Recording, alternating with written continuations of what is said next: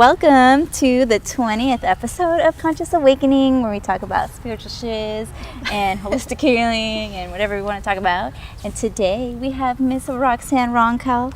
Did I say your name right? Roxanne Roncal. Yeah. Is that how you said it? Yeah, that's how I said it. White people say it like Roncal. No offense to white people, but I'm just like, it's a short All right, this is when they're going to stop listening to the episode. White people, statistically speaking, white people tend to mess it up. You're going to start offending people. No, I'm just kidding. But anyway. yes, you're like, anyway. Cut this out. No, man, it's all raw.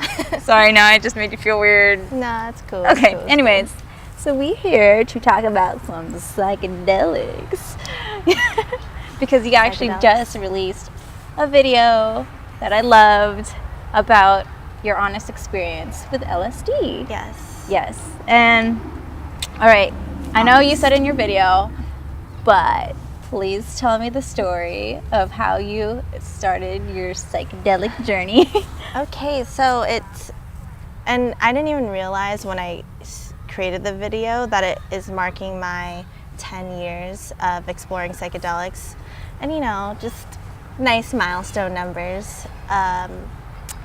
And so it was in 2009, July 6th. Damn, you know. Yeah. Well, it was my mom's birthday. Oh, I gotcha. And yeah, I guess we decided to take a family trip up to California. I forgot what forest we went to. Sequoia? I don't know. Redwoods? Sequoia? I feel like it was Redwoods, but it's just, I don't know how far is Redwoods from LA. Probably, I want to say 3 hours. Okay, that might be right. So anyway, we drove to California July 6, 2009. I forgot to take this off. Raw. And I just remember waking up and my dad said, hey, we're gonna do some acid. And I, at the time, had only heard about LSD and didn't know like what it did for you. And I was just like, all right, I guess we're doing this. Mm-hmm. So I took the tab and we went out to go on our hike, and all I remember is just saying, I don't think I feel anything. You know, this drug is this is whatever. nothing. Yeah. And I just kept, for whatever reason, downplaying it. And at the time, I was smoking a lot of weed, and I was one of those smokers that was just like, yeah, I could smoke a lot. Yeah. Now I can't smoke a lot. Like, I would take one hit and I'm good. But back then I was smoking a lot. And lo and behold, LSD is nothing like marijuana. The marijuana. And yeah, I just remember telling my dad, I don't feel anything. And then he said, how about you just shut up, be quiet for a second and see what you really feel. And I was sitting in the middle of the forest on a rock, and then I looked at my hands, looked around me, just remember everything being really bright and clear and crispy, and just this new lens and sense of awareness. It's like you can feel every single moment, and you know, there are a lot of moments in a given minute even. Yeah. So that's when I was like, oh shit, I'm tripping. Yeah. And yeah, it was really awesome. I just remember, so after our hike, we went into the car, and that's when I remember we drove to Venice, and that's why I just couldn't recall what forest it was, but I do remember seeing really tall trees. Were they like really, really big? Like thick big? like double C thick big? No, like double really, J. Double J. I'm just kidding. No, but like, were they so massive? Were they the type of trees that you can drive under? Yes. Then that's okay. most likely the redwood. Okay. Or Sequoia National. Yeah. Okay, so yeah, we drove, and then driving to Venice Beach after, that's when I felt the power of music on acid, and that's when I cried to Aerosmith songs, and that's also when I had revelations about my family. And that was something that I want to highlight about the psychedelic experience, particularly LSD, is that it's not a drug where you can escape from your problems. I feel like it's something that allows you to look at your problems in a different perspective. And that's what I love about it, that it doesn't, you're not hallucinating a different reality. You are experiencing life on an amplified version of it. Yeah. And that's when I started thinking about my family. Obviously, like, my first psychedelic experience is from my family, so thought about that a lot. And it just made me really emotional, because I think you feel the vibration of love, like, in its entirety. I feel like you feel the vibrations of everything on acid, because from what I understand about the LSD experience is that there's like children next to us. From what I understand about the psychedelic experience is there are pathways, like neurological, oh my goodness. There are neurological pathways in your brain that don't normally communicate, that are now open and talking to each other when you're on acid. Mm-hmm. And that's why I feel like you just feel everything differently, and all your senses are not only heightened, but they're perceived differently? Yeah. And so, anyway, back to the story of my first acid trip. So we're in the car, experiencing music in a different way, thinking about my family in a different way, thinking about life just differently, thinking very differently, and just loving it. Even after I thought about the problems and the family dysfunction that everyone has. And then I went to Venice Beach, and that was really awesome because I got to be in the ocean, and just experiencing that was really dope. And I feel like that was the moment where I felt at peace with the idea of death. That was my first time having that experience, and so that was really cool. Thank you. And speaking of children, even though that moment had passed, I also think it's cool that on acid, supposedly it's like you have a childlike perception because everything feels new. Mm-hmm. And that was something I felt for sure my first time. And I feel like I feel that every time I trip. Mm-hmm. Did your parents ever explain to you, like, why they told you, like, hey, you should do it with us? Or no? You're just like... The only thing that my dad ever told me about acid was you don't go looking for acid, or you don't look... you don't look for LSD, or you don't find LSD, LSD finds you. And I think that for whatever reason, that summer of 2009, he felt like it was a good time for his kids to experience it. And I also know that Albert Hofmann, the Swiss chemist who discovered LSD, he, in the same way, discovered LSD like that. Like, he said that LSD found him, and it was calling him because... actually, that's a whole nother... Yeah, well, I mean, let's dive into it, okay, though. So who is Albert Hofmann? So Albert Hofmann is a Swiss chemist, and in 1943, he took his first acid trip. And it's funny because he actually created the substance LSD 25 5 years prior. And supposedly...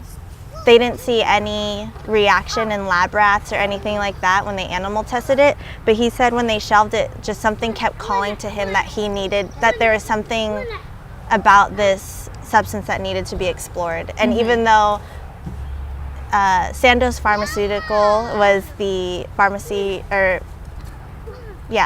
research that he was working under, and they said that there was nothing to explore about it, but for whatever reason he felt that there was, and he, lo and behold, and here it is. Yeah. Oh yeah, I forgot to mention that you're a.k.a. substance, yes. Which is also a reason why I wanted her to talk about well, it's not like the reason why, but psychedelics is just such not a part of you, but you feel very passionate about it. Mm-hmm. And I know that you've had a lot of experience with it. Yes. Relatively. Mm-hmm. But yeah, just that was a side note. Totally forgot. A.k.a. sub.stance. A.k.a. substance, only because substance was already taken. And it's funny, the creation of that name, do you remember when Instagram launched, like, where you were able to put a period in your username? My name had underscores. It was Roro underscore your underscore boat. And now it's just Rosemary Fajardo. Yeah, it's rosemary.fajardo. Oh, okay. Well, yeah, I just remember when they first launched that, and I had always wanted the name Substance, and it was already taken. And then as soon as they launched the dot, I sat on Substance, like dot stands. Yeah. At the time, I was Rox Vegas. Oh, ooh, looking Rox back. Vegas. Yeah, I mean, I look back, roll your boat. What's up with me? No, I'm just kidding. Who was I? Punny. That was like my Punny league girl. username too. That's another story. Anyways, so in your video, you talked about Bicycle Day, and that was related to Albert Hofmann. So what exactly is Bicycle Day again? I forgot. Okay. What it was on your video. Let's just play the video. Yeah, let's just and scene. No, I'm just like. Okay, so Bicycle Day is not about bikes, as you can imagine. It is about the first time Albert Hofmann had an acid trip. But like I said, he had already discovered the compound LSD 25, and when he realized, so something was calling to him to explore it more, and 5 years later, in 1943, he did, and he was, I don't know, I think when he was doing some like crystallization process. Don't really know, don't quote me, I'm not in the a lab, scientist. something in the lab. Something in the lab, he was whipping it up, and I think he was just exposed to it, and that's when he felt something, like when he closed his eyes. So like kind of like he hotboxed himself in the lab, yes. but with Yes. LSD. So like contact high from LSD, and he was feeling nauseous and dizzy that day, so he went home. And then when he closed his eyes, he would see kaleidoscopic shapes and a play of colors, so he said.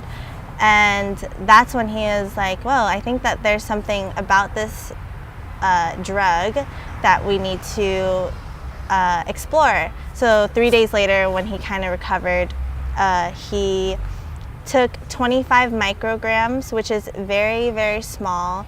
A microgram is 1/1,000,000th of a gram. Right? You're like, Google check. Yeah. I believe so. Yeah, 1/1,000,000th of a gram. So there's a gram, a milligram, and then a microgram. And he took 25 micrograms. He didn't even think that it would be anything. And funny enough, he took it at 4:20 p.m. I always found that fact really cool. Ironic. Yes. And 40 minutes later, he wrote in his entry that he was feeling dizzy. Maybe. Oh, yeah, he kept journals about it. Right? Yeah. Because, science, bitch. Yeah, gotta record the data. And, yeah, it took 40 minutes to kick in, and I believe he took it with, like, some water, too. And, yeah, that was his last entry of the day. And because at the time it was World War II, they had restrictions on automobile use, so he took a bike home and was tripping balls. So that's why it's called Bicycle Day? I feel like it's like the most discreet way to say LSD Discovery Day. Yeah, that is really discreet, because when you said Bicycle Day, I was like, what the hell is a Bicycle Day? Yeah. And then you released the video, and I'm like, oh, it made sense. It seems kind of random, but I kind of like how they did that. It's like a if you know, you know kind of thing. Yeah, it's one of those things like, if you definitely know about it, then you know what I'm talking about. I feel like I just said the same exact thing you just said. Well, we're all reflections of each other. Yeah, we're all reflections of each other. If you haven't seen my Wild and Woke reflection video yet, just, plug in. So, I'm going to turn this around. Oh, okay, all right. So, you've been curious about acid. Well, I've actually done it once. But Wait, what? You're like, what? But did this apparently my friend said it was weak. Oh, okay. Yeah, because it was sitting in like the mailbox for a bit, and and it was Vegas summer. He had to send it to himself from a different city, and then we just ended up doing it. Do you know how much you did, like a tab, like a full A tab? full, yeah. Wow. Yeah. But there was that one time I did like that quarter, remember? Oh yeah, true. Yeah. Would Just you? kidding. Yeah. I remember when I first met Rox, or when we first met each other, she was so surprised that I went to music events sober. Yes, and I feel like, I mean, as fun and as passionate I am about substances, I feel like I'm jealous of that, because at festivals I'm so annoyed of people, and it's so hard for me to just like block it out and just enjoy. So I think it's really like dope that you can, like, you're so in tune with the moment and the music that you don't need anything else to really enjoy it, which is sick. Well, that was before. Now I'm like, I tell myself that I don't really want to go to a music festival or like a really big music event unless I work it. So I don't know if unless I really love the music. I mean, that's really why I was able to do it sober, is because I really was there for the music and wanted to listen to the music. And so I was a late bloomer when it came to drugs. But I mean, I even the reason why I was so scared to try it in the first place is because I was scared to get addicted to it. And then I eventually turned my perspective around and be like, oh, I'll just try it once to see how it is. And so there's no fear in that anymore. But I just don't feel the need to use it. Side note about, so supposedly LSD is not a substance that you can get addicted to, and I think that's also something to know, because a lot of people have messaged me after my LSD video and they talked about how they prefer shrooms just because it's more natural, and I totally get that. And it's funny because as much as I know about LSD, I don't know that much about shrooms. But I recently tripped at Coachella for the first time on shrooms, and I loved it. I loved the way it made me feel, and I love that it is natural, and I love the visuals, but I just didn't like it at a festival. That, especially since it's natural, like nature's plant medicine is meant for you to go within, not to party. And so that makes sense. But having that experience now, you know that like you'd rather do that when you're in a environment that's more quiet or to yourself. Yes, definitely. Or very nature. self-reflective person, and I feel like that's also why I like acid, because like I said, it helps you see the bigger picture, which is funny because a blotter sheet, which is like a piece of paper that has a bunch of acid tabs on it, like you take a tiny tab, but that tiny tab has artwork on it that contributes to a bigger picture. Oh, really? Which I always didn't think know is that. cool. Yeah, and it's just a little like, you know, I'm super... Fun fact. Yeah. I like to see The things bigger as... picture. Yeah. And I always see things as like super symbolic. Like everything has to be a theme for whatever reason. Even though sometimes it's not that deep, and that's okay too. Yeah, sometimes it's just there and you just appreciate it. But sometimes it's deep. But I've actually never seen like a blotter sheet, so it's cool that it has just like an overall picture. It's pretty much like helping you become a part of the bigger picture. Type of thing. Yay! That was me trying to be deep. Trying. I think you are deep, like the ocean. Like the ocean? Row your boat. The ocean. But that means the boat will drown if we go down there and discover that. But hey, we need to drown to discover Drip or ourselves. drown. Drip or drown. Get lost to get found. Ooh, Ooh, bars. Yeah, bars. All right, freestyle and go. Just kidding. Boots and get. All right, this is getting way off topic. Wow, it's only been 19 minutes. I feel like we've already covered a lot. There's a bug on my glasses. Sorry, excuse me. But so you talked about, you talked about your passion for LSD, and I'm actually really surprised that you just did shrooms recently. You said it was your first time, in general, or just at a festival? It was my first time feeling something. So I've had shrooms in the past where it was a complete dud and I just didn't feel anything. So that's why I was just like, so inefficient. You could just take a tab and you feel something. Versus like trying to eat. And it always made me nauseous, but it never gave me the trippy effects. Oh, okay. So that's why I was just like, I'm just going to stick to LSD. Get the fast track. Yeah. Oh yeah, that's what also you saw in the video, the fast track to spiritual awakening. So I put together that video, and I had already known that LSD affected me in 3 ways. One, it has changed my perception on the arts, the way that I perceive and create the way that I experience music, the way that I experience films, to spiritually. And I was trying to just find like evidence as to why is that, and I read that psychedelics is the fast track to enlightenment and spiritual awakening. And then lastly, what LSD or psychedelics can do for the collective consciousness of everyone. And I think that is also why I'm like super passionate about it, because it's just not one of those drugs that you use to get fucked up. Mm-hmm. It's something that is sacred. And even Albert Hofmann said that, one, it's not addictive, it's not toxic, but you know, I had to do a little more research on what that means really. Mm-hmm. And 3, it's meant for sacred use. And I think that he is saying something about, we live in a very materialistic world, that it's only natural that we lose sight of our connection and and our oneness with everything. And before doing acid, I always heard the hippy dippy shit, like, I'm one with the universe and I'm one with this and that. And it wasn't until my first psychedelic experience that I actually felt the oneness, and I felt like there was no, I felt, one, we are all made of the same thing, and I don't know, it was almost just like whatever it was that separates us just wasn't there anymore, and it was dissolved. And that was even like us as human to human, and us as in us to the earth, us to nature.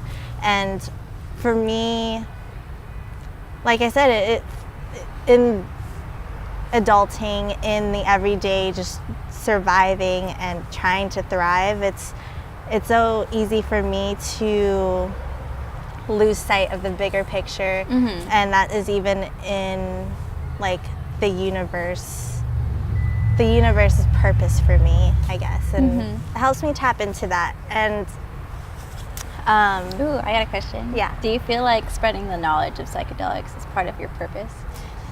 Oh my gosh. That's a deep question. Ooh, that gave me chills. That's so funny, because I really don't know how to articulate what I think my purpose is, but you asking me that, like, my instinct is to say yes. Mm-hmm. And I do feel like after finally owning that message and not being afraid to talk about it, I feel so much lighter, and I feel just more fulfilled. So, Yay. You know, I'm gonna say yes. Yay! Yeah. Well, if that's what your intuition said, to just immediately say yes, then that's your intuition just like answering for you. Mm-hmm. And you know, it's cool because even just what conscious awakening is, like your podcast and everyone who's been on it, I mean, I don't know them personally, but I feel that so many of them have reached spiritual awakening through different mediums. Mm-hmm. There's a word that you use, modality. Oh yeah. Yo, I love that word, and I didn't know. Modalities, that energy modality. And I didn't know that word before your show, so that is pretty sick. And it's cool because not all of them necessarily use psychedelics, I presume. Like a lot of people just meditate, or maybe even like practice Buddhism or something. I don't know. But I just know that I love that, like I said, LSD doesn't feed you hallucinations or false realities. And it's cool to me that the truths that I've discovered on acid don't need to be discovered through acid, because that's what universal truths are. Yeah. Before I used to be like scared too, obviously. Like I had that fear of like, oh, I hear bad things about it. I don't know what's going to go on. Because, I mean, if I am like this as in overthinking, like constantly having these like negative emotions, like, oh, I would think that it would be amplified. Yes. So, but what I've learned is that they're, like you said, they're just your inner truth, like coming to the surface. Wait, I don't think you said that, but their inner truths coming to the surface, and it's truths that you need to face so that you can move forward and learn lessons from it, essentially. So there's actually a thing that has been noted about LSD or psychedelic experience in general. It's called set and setting. Are you familiar with that? Yeah.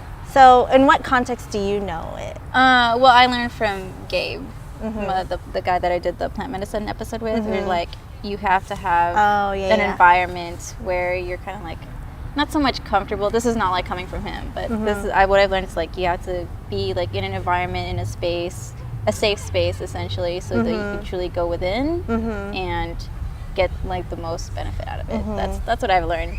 Is it? Am I right? I don't know. Yeah, that sounds right. As far as setting, for set, that highlights more on your mindset and your expectations of what you think the LSD trip will be.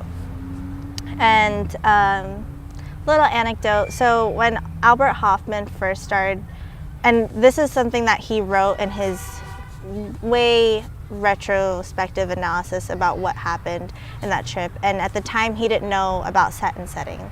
At the time he didn't know what the hell he was doing. Yeah, trial and error. And so on his first trip he was stricken with so much fear, like he thought he was gonna die, and because there's so much that he didn't know, that's automatically what he's gonna think. The fear of unknown, essentially. So he was just having a really, really bad trip. He even asked his neighbors, his wife wasn't home at the time, he asked his neighbors to order him some milk. What? He needs so some milk. But it's because he thought, oh, well, milk cancels out acidic properties, so if I drink milk, it'll cancel it. But he was so wrong, and I think he ended up drinking like 2 liters of milk that day. Oh my god. And trips last for at least 8 to 12 hours. Oh yeah, that's something pretty I forgot crazy. to mention. Yeah, so he was having a really bad trip, and it wasn't until the doctor came that day that the doctor, analyzed his vital signs. Everything seemed completely normal. His heart rate, his blood pressure, like everything was, his vital signs were completely normal. The only difference was his eyes were dilated. And after he kind of got that validation from the doctor that you're totally fine, that's when he stopped thinking, okay, I'm not gonna die. Okay, this is fine. And then he felt fine. And I feel like that is a prime example of set and setting, and just kind of, the power of the mind. Yeah, not letting your mind affect you so much. And I believe even the next day he still, he felt normal, and he had a fresh perspective on life, which I think is very common when you take acid. But on the note of bad trips, I've had a lot of bad trips. And I think that a lot of it was more on setting versus set. Found another one, Marina. And what I like is that you still have the power to turn it around at any point. So, I don't know, I think I just wanted to, I think it's totally natural to be afraid, just because it is the unknown, and it is taking your mind to a dimension that you're not used to, and that you don't know, and the fear of the unknown, totally natural. Yeah, but also because I feel like it's also part of our external influences telling us that just drugs are bad. Which, can I bring up your sticker? Oh yeah. Is that a secret? No. So Rox, we share creative stuff that we're working on. So Rox sent this sticker that said, Say no to drugs, right? Just say no to drugs. Oh, just say no to drugs. But no, instead of N-O, is K-N-O-W. I'm like, yes. And I'm over here clapping emojis. And all I said was yes. And so watch out for those stickers when she releases them, because they look fire. Thank you. And I think that, I wish, I don't know if the DARE program is still in existence, and I don't know when our society will be to that level where we can evolve our messaging. It's just, your kids are going to get to drugs regardless, and I think that what's more important than instilling fear is to just educate them. And denial. Yeah. Yeah. Yeah, and I think that I mean, that's what a lot of cool parents think too, right? Like they're a.k.a. like your parents. they're like, well, if they're gonna do drugs eventually, I might as well do it with them or something. And, Yeah. And I think that it would be really cool if we started to, if like the education system just made it safer. Yeah.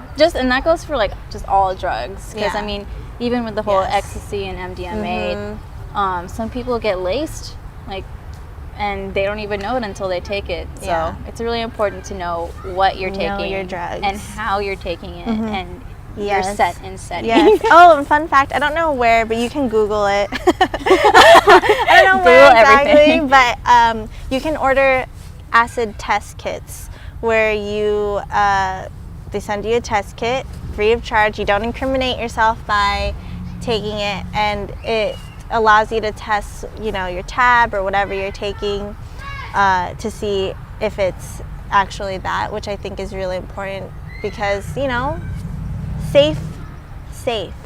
Yeah, safetiness. Safe safetiness.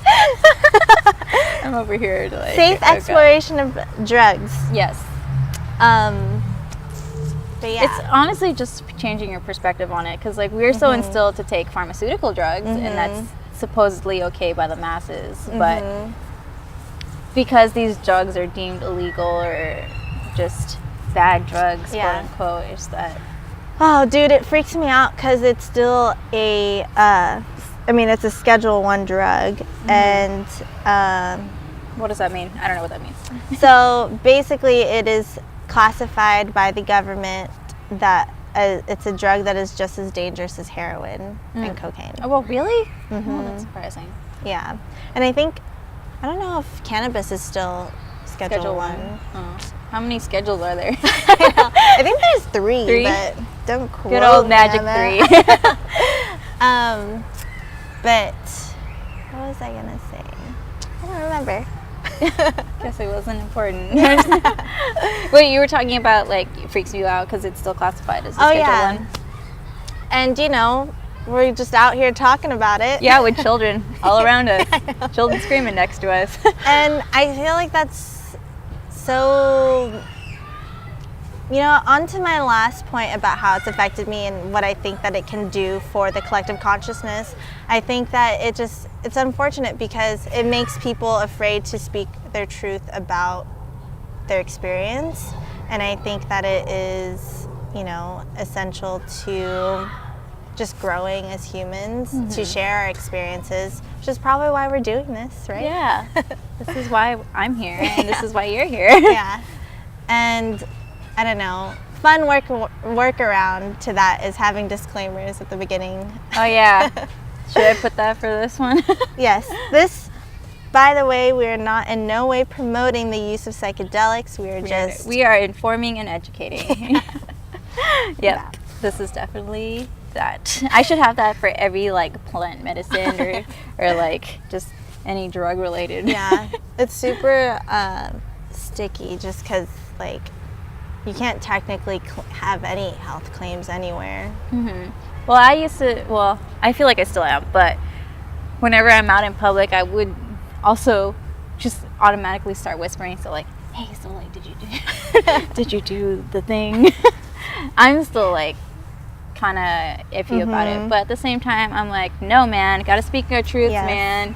Okay, question: does your mom know? Oh, hell no!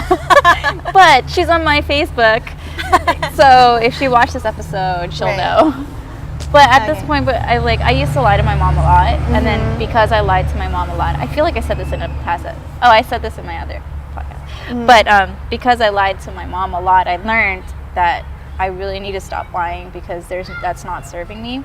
Yeah. That's like not serving our relationship at all. And so I'm pretty much telling her everything. And like sometimes when she asks me like, oh, do you drink the alcohol? The alcohol. The alcohol. You smoke the weeds. To smoke the weeds. Oh, she doesn't know that either. But I'm like, okay, well, do you want the truth or do you want me to lie to you? Right. Because either way, she'll know the answer. So that's interesting. And I mean, obviously I grew up in a very different household, so I don't know that, but just to use as an example, my man Leisure, he grew up in a very old school traditional Vietnamese household. And it's fun fact, both of our families are Filipino. So we're like the totally opposite Filipino families. True, and I always forget that. But like I always forget that my standard of normal is not normal. Yeah. What is normal? Yeah. True. Nothing is normal. Nothing is normal. We are all unique. Okay, anyway, sorry, going back. Old school family. Yeah, so Leisure has grown up in a very old school, traditional Vietnamese family. They don't really speak English even that much. They don't understand the American dream. They don't understand, you know, doing things to make you happy. They don't understand self-actualization. They are in complete survival mode, which is understandable because his parents came from, like, they had to escape Vietnam to come to America, and they just have a very strict, hard work ethic instilled in them, and we just need to survive, so put your head down, work hard, and that's it in life. And obviously he grew up in America, so he had a different external influence. Yes. Yeah. And he told his parents, or he told his mom, that he does drugs. And I couldn't even like fathom, because I think default you just lie to your parents. But it, like you said, it doesn't serve the relationship to hide anything or to lie. And so I always wondered, how would one like navigate those waters, like with attempting to have an open and honest relationship with their family, which is really important. Yeah, well, I've just learned, like, if you don't need to say it, then you don't need to say it. But if she asks, then I will be open and honest about it. But yeah, it's like choosing your battles, essentially. Yeah. Like, true. Yeah, I will, like, if I feel like I need to tell her something, then I will feel it. But if I feel like there's no point in telling her, at least at this moment, then I won't. But so, I mean, she knows I do these podcasts.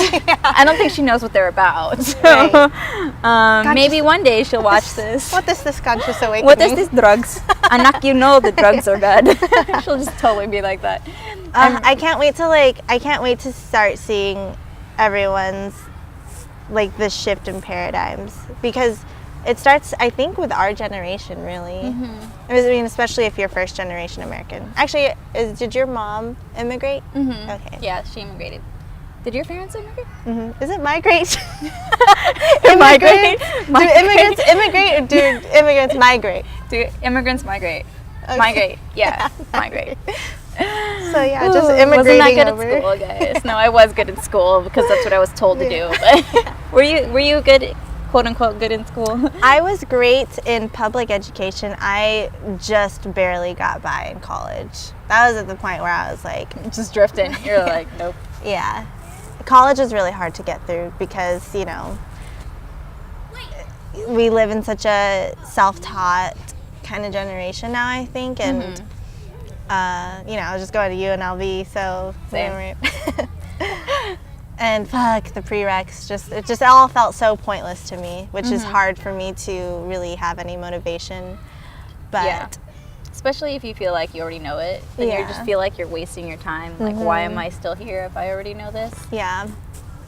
This should be like a test to test out. But I had I feel like I had a very different college experience. I read that on your Patreon. Oh, yeah. Thanks for reading my Patreon. I read that on patreon.com/rosemaryfajardo. Thanks for the plug.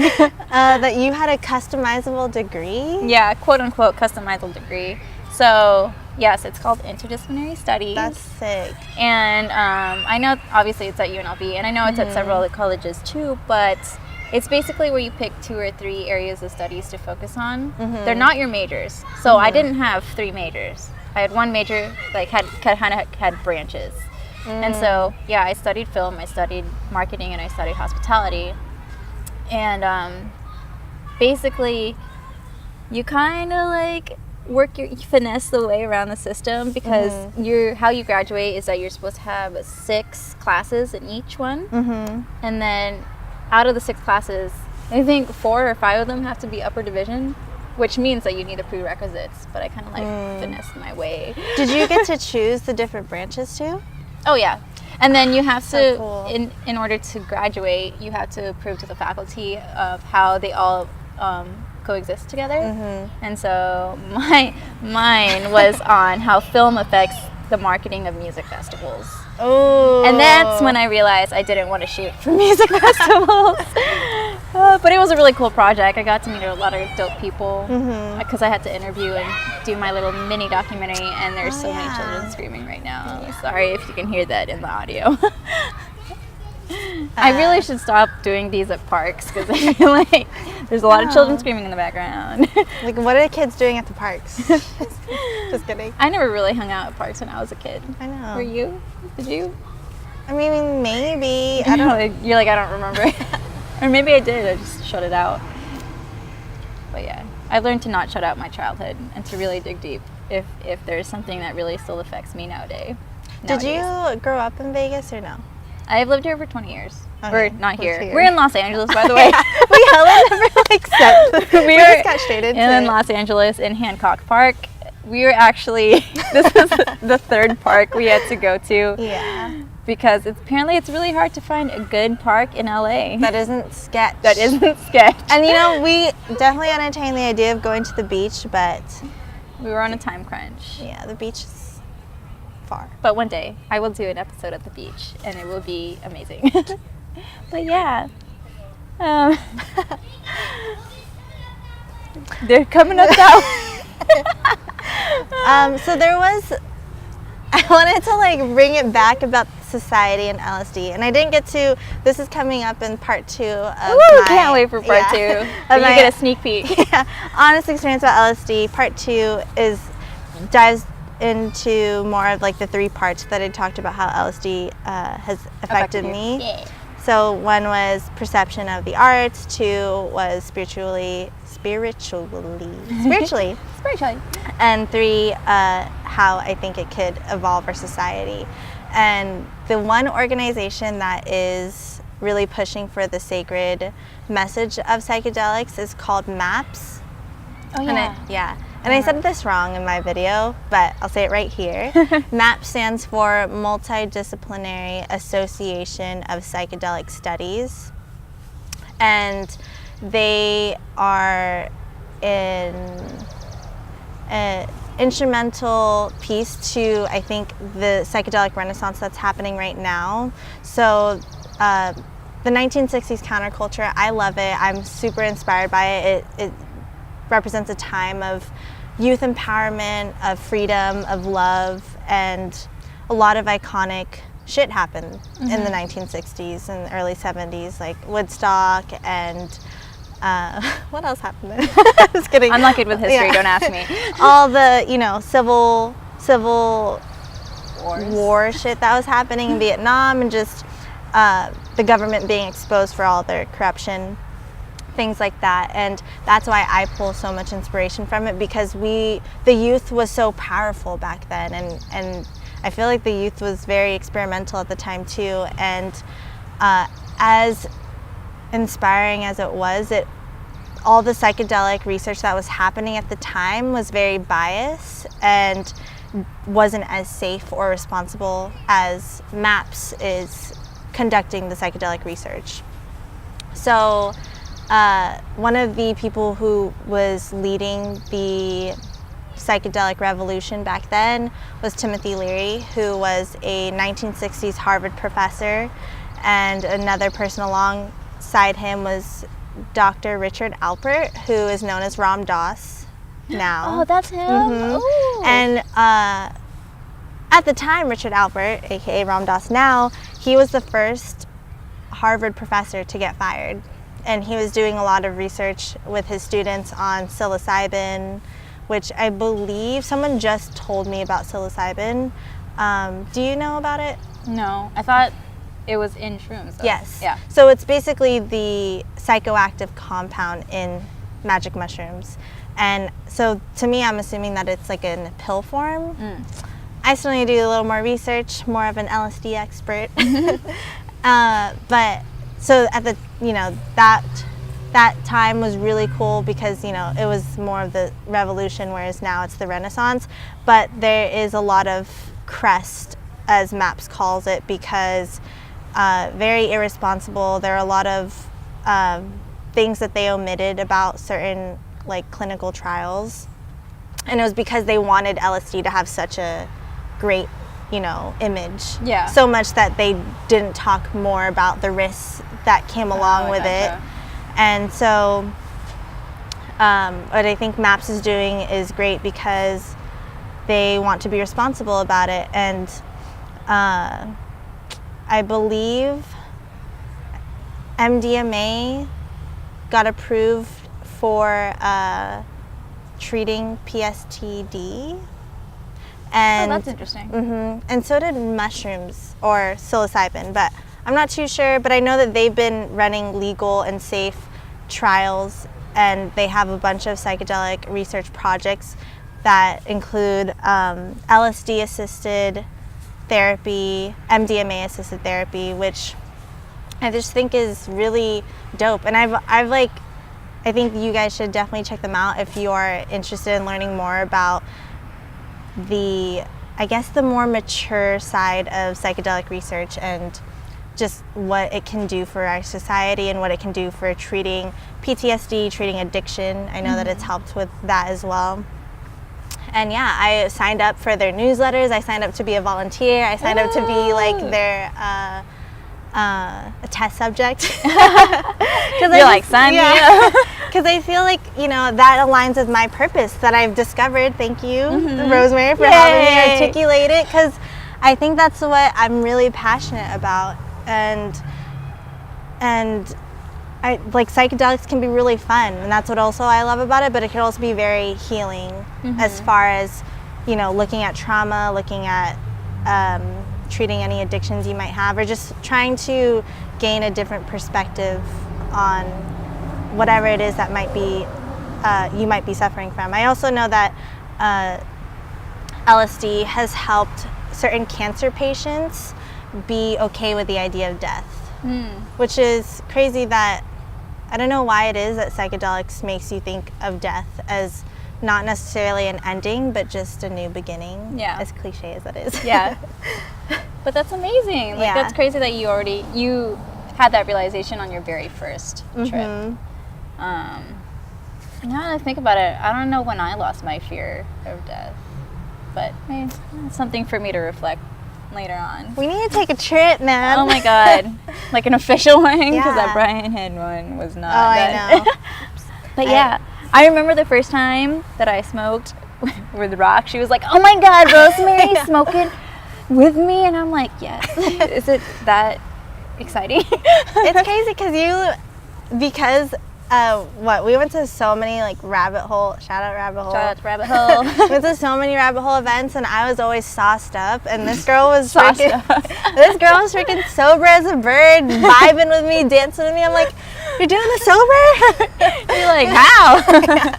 So when we smoked together and we started experimenting together, I was like, I can't believe we're doing this. Yay. Like, blessings. Yeah, I definitely don't smoke just like anywhere or with anyone. I have learned that like I gotta be comfortable with who I'm with, and so Rox is definitely one of those people. And yeah, I don't know. I learned that I love talking about drugs, but I don't necessarily do it often. Yeah. Or like I feel like I don't do it often. Not trying to compare myself to anyone else, but just that's how I feel. And so I always just love learning more about it and learning my Libra ass, learning the bigger picture of it. And wait, Libra? I'm a Libra, yeah. What did I think you were a Virgo? I'm a Libra Virgo cusp. Oh, okay. I thought I was like a bad friend for a second. No. You half right. But yeah, I just like seeing the bigger picture and learning more about it, and you know, just having that knowledge before I dive deep into something, because it is going inside know me. Your drugs. Yeah, know like KNOW your drugs. But yay. I mean, do you have anything else that you want to talk about? I think that was it. I covered a lot of exclusive things that I was still yet to talk about on Better in Doses. Yeah, but please check. Oh my God, I totally forgot to talk about Better in Doses. I am such a bad introduction person today. So we just be diving right into it, just diving deep. Just like, tell me your stories. Tell me what you love. Well, so Better in Doses is a creative platform that is powered by consciousness and psychedelics. And when I think about psychedelics, I don't think necessarily about the drugs, but I think about the word itself and kind of the Greek derivative of its root words, where psyche means the mind and delia or delos means to manifest. So essentially it is mind or soul manifesting, which is why I love psychedelics, because I do feel that it helps you express, perceive, heal. I think that it's more about the mind and the soul expressing itself for me. And yeah, I started it in 2016, and it's just been slowly but surely evolving to what I really want it to be, and it's kind of like my baby. Yay! I love her baby. Just go check her out, please. I love everything about it. It's at Better in Doses. And fun fact, when I first Googled Better, so I was just obsessing over this name. It's a nod to microdosing, by the way. And when I first Googled it, just to make sure that it wasn't used anywhere else, the first thing that showed up on Google was was microdosing LSD, and I was like, okay, it's meant to be. Yeah, you're like, that's a confirmation. Yeah. So yeah, check it out at Better in Doses on Instagram and betterinDoses.com. The new website should be launching. Oh wait, it's not out yet? No. Sorry, I get the sneak peek, guys. She gets all the exclusive stuff. I get all the exclusive in the group text with Mikey. Shout out Mikey. Wholesome, yeah. But yes, wait. What? Brain fart. Brain fart. And a cop car just passed by. Hey, cop. Good thing the GoPro is small yet mighty. But yes, and then where can we find you as yourself, not as Better in Doses? You can find me on Instagram at sub.stance, so at sub.stance.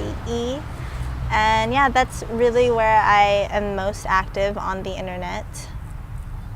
Yeah, check me out, y'all. Yeah, check her out. The freshly purple hair. Yes.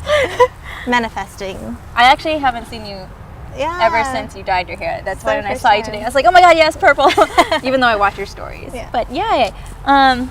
So for just notes for me, I did just launch my Patreon as Substance, a.k.a. Rox, a.k.a. Better in Doses, just said earlier. And so if you would like to support me on Patreon and get all cool exclusive content to help you grow even faster, check it out at patreon.com/RosemaryFajardo. Fun fact, I got like flagged for suspicious activity when I got my 4th Patreon, because I think there's no posts on it yet. It's kind of strange that people are signing up. Well, that's how you know she's legit, you know? People aren't investing, but you've put out so much already that I think it's like, duh. Yeah, and I actually feel like I don't know, I might start charging for this podcast. I've gotten like a note from my reader in a reading. She was like, yeah, you should try doing a subscription-based thing for your podcast. So I'm like exploring that.